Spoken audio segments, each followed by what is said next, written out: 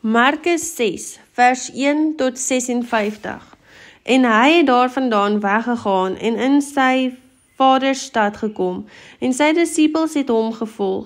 En toe dit Sabbat geword het, begin hy in die sinagoge te leer, en baie wat hom gehoor het, was versla en sê, waar kry hy hierdie dinge vandaan, en watter wysheid is aan hom gegee, dat ook sulke kragte deur sy hande plaasvind. Is hy nie die timmerman, die seun van Maria, en die broer van Jakobus en Joses en Judas en Simon nie? En is sy susters nie hier by ons nie?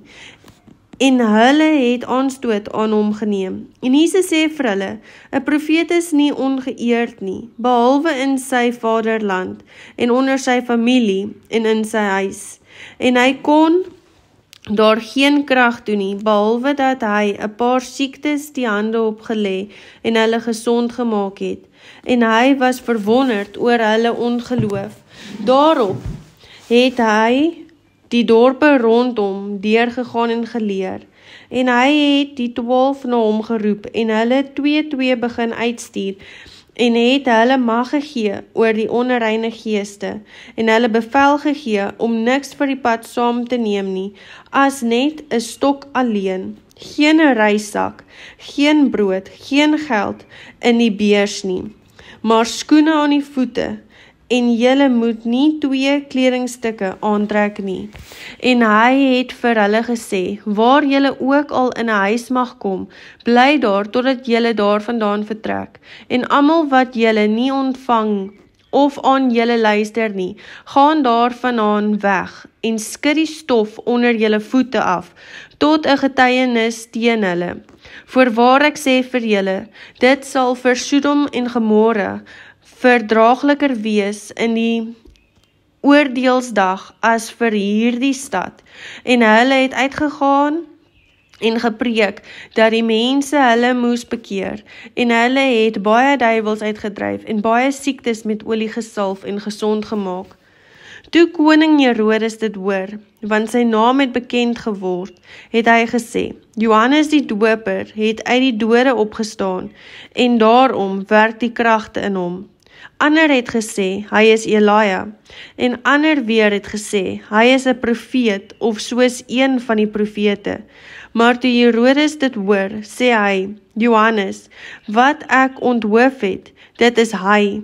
Hy het uit die dode opgestaan, want Herodes self het gestuur en Johannes gevange geneem, en hom in die gevangenis geboei, vanweë Herodias, die vrou van Filippus, sy broer, omdat hy met haar getrou het. Want Johannes het aan Herodes gesê, dit is u nie geoorloof om die broer se vrou te hê nie.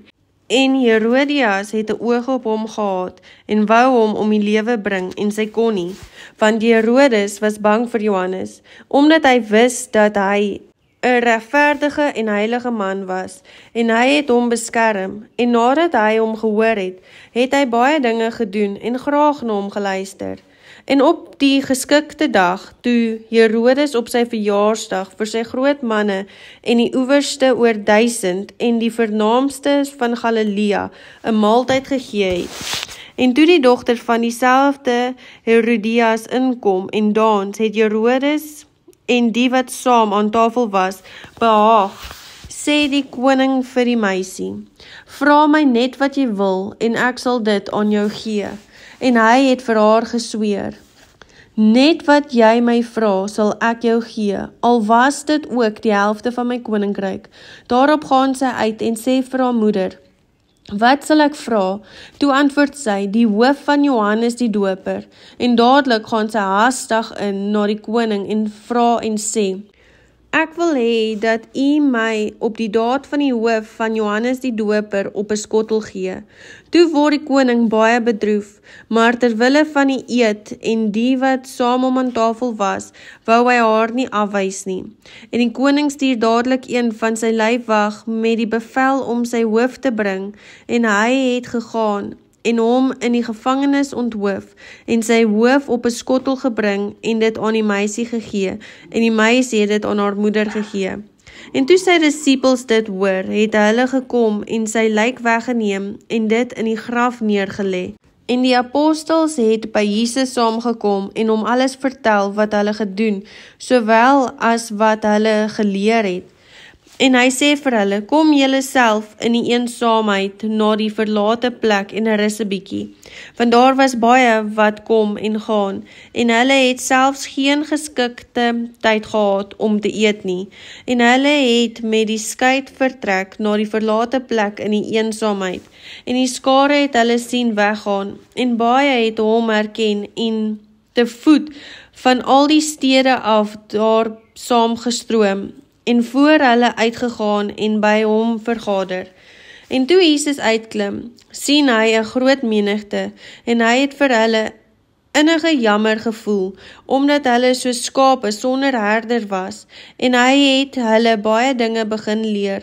En toe dit reeds laat geword het, kom sy disippels na hom en sê, die plek is verlate, en dit is reeds laat, stuur hulle weg, sodat hulle na die buitewyke en dorpe rondom kan gaan om brood vir hulle self te koop, want hulle het niks om te eet nie. Maar hy antwoord en sê vir hulle, gee julle aan hulle iets om te eet. En hulle sê vir hom, moet ons gaan en vir 200 pennings brood koop en aan hulle gee om te eet. En hy sê vir hulle, hoeveel brode het julle? Gaan kyk. En toe hulle dit te wete gekom het, sê hulle 5 en 2 visse. En hy het hulle bevel om almal klompies op die groen gras te laat sit. En hulle het gaan sit in groepe van 100 en van 50, en neem toe die 5 brode en die 2 visse, kyk op na die hemel en dank. En hy breek die brode en gee dit aan sy disippels om dit aan hulle voor te sit. Ook die 2 visse het hy onder almal verdeel. En almal het geëet en versadig geword, en hulle het van die broodstukke 12 mandjies vol opgetel, en van die visse. En die wat van die brood geëet het, was omtrent 5000 manne. En dadelik het hy sy disippels gedwing om in die skei te gaan en vooruit te vaar na die oorkant, na Betsaida, onderwyl hy die skare sou wegstuur. En nadat hy van hulle afskeid geneem het, het hy aan die berg gegaan om te bid. En toe dit aand geword het, was die skei in die middel van die see, en hy alleen op die land. En hy het gesien dat hulle swaar kry met roei, want die wind was teen hulle. En omtrent die 4de nagwaak het hy na hulle gekom, al wandelend op die see. En hy wou by hulle verbygaan. En toe hulle hom op die see sien loop, het hulle gemeen dat dit 'n spook was en hard uitgeskree, want hulle het hom almal gesien en was ontstel. Toe spreek hy dadelik met hulle en sê vir hulle, hou goeie moed, dit is ek, moenie vrees nie.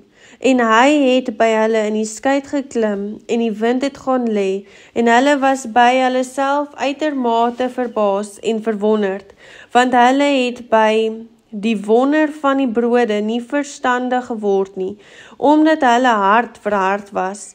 En nadat hulle oorgevaar het, het hulle by die land Genesaret aangekom, en daar aan wal gaan lê. En toe hulle uit die skei gaan, het die mense hom dadelik herken, en hulle het in daardie hele omtrek rondgeloop, en die wat ongesteld was, op bedde begin ronddra na die plek waar hulle hoor dat hy is, en waar hy ook al ingegaan het, in dorpe of stede of buitewyke, het hulle die wat ongesteld was, op die markpleine neergesit, en hom gesmeek om, al was dit maar die soem van sy kleed aan te raak, en almal wat hom aangeraak het gesond geword.